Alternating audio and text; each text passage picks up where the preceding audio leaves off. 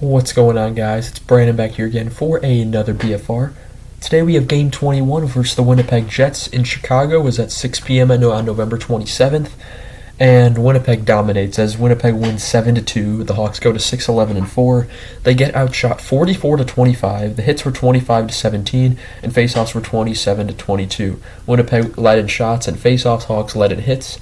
The power play, Chicago goes 1 for 3. Winnipeg goes 2 for 4. Hellebuck saves 23 out of 25 in the win, and Mrazek saves 37 out of 44 in the loss. Chris Chelios was in the house, so that was cool. Ruse was in, and Tenorti was out for lineup changes. And this game was a lot more even than I think it gets credit for.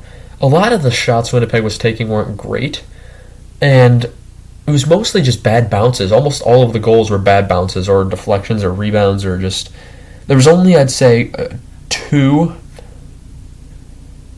goals that were genuine, like, okay, that was actually, like, planned. 3. I'll give it 3. The final, if without any rebound goals, the final score is 3-2. So, go to the first period where Dickinson had a big hit on Pionk early, and Domi tries to start stuff early, and that wouldn't be the last. At 13:42, Chicago scores. It's a goal from Andreas Athanasiou from Kane, and Mrazek would have got an assist, but Winnipeg challenges for offside, and it's declared no goal. And then at 9:20, it's a Chicago penalty to Jack Johnson for tripping, which would be killed. Kane to the Athanasiou, just missed. Kurashev was denied. Pionk nearly banked one off Mrazek from behind. Kane denied. Was slashed on the hand, and there was no call. Would not be the last time. 4:09, though, it's a Winnipeg scramble goal from Jansen Harkins to make it 1-0. It's the second of the season from Lowry and Easmont. And Lowry and Easmont then dual headshotted Athanasiou. He went right off. He threw his glove on the ice and left his stick. And it was that was a dirty play. I can't believe that was not called. Like, Lowry lined Athanasiou up, and Easmont came in right with the elbow to the head, and there was no call on the play. Athanasiou would return and play, but he was pissed. And then going into the second period, Athanasiou had a break that went wide, and then at 17:05, it's a Winnipeg goal. It's a rebound from Saku. Man, let me try to pronounce this. Malalainen, his second of the season from Barron and Toninato. To make it 2-0, and then Kane's denied, a rebound missed the net, and at 16:48, it's a Chicago rebound goal for 17 seconds later from Taylor Radish, sixth of the season from Kurashev and McCabe to make it 2-1. And then at 14:25, it's a Winnipeg penalty to Barron for hooking, which would be killed, gave the Hawks the momentum, however. And then, however, on the power play at 13:11, Chicago takes a penalty. It's Seth Jones for tripping, and then 9 seconds later, it's a Chicago penalty to Caleb Jones for hooking, which would be killed.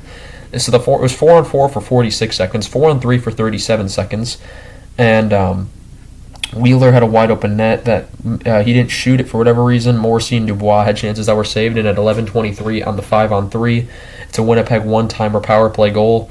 Kyle Connors, believe it's.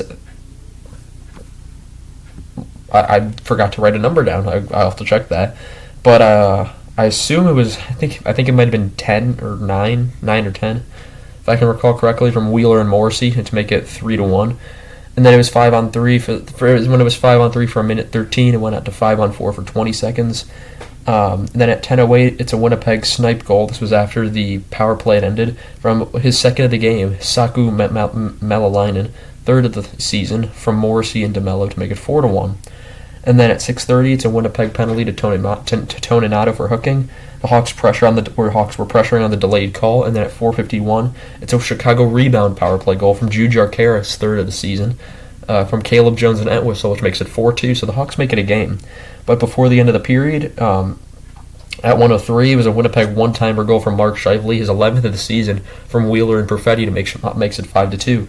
And he was surrounded by 4 guys, so it was pretty impressive that Scheifele was able to get that off, and then that the puck got to him from Wheeler to begin with. So good play from those two. I'll give respect to that. Then in the third, at 15:23, it's a Winnipeg rebound goal. It went off Philip Ruse from Pierre-Luc Dubois, ninth of the season. From Connor, makes it 6-2. Toninato hurdles Mrazek. A scrum ensues. Dickinson took a near skate to the face. His beard might have saved him a little bit, and he was fine. He wasn't bleeding or anything. Seth Jones was denied on the rebound, and the puck was cleared. Domi couldn't get shot off with Hellebuck down, and then at 8:43, it's a Chicago penalty to Reese Johnson for roughing. And at 7:50, it's a Winnipeg deflection power play goal from Pierre-Luc Dubois, his second of the game, from Morrissey and Connor to make it 7-2. Domi and Sandberg then wrestle near the end of the game. Then at 2:13, it's a Chicago penalty and a Winnipeg penalty. Domi and Sandberg both get double minors for slashing and roughing, cross-checking it and roughing.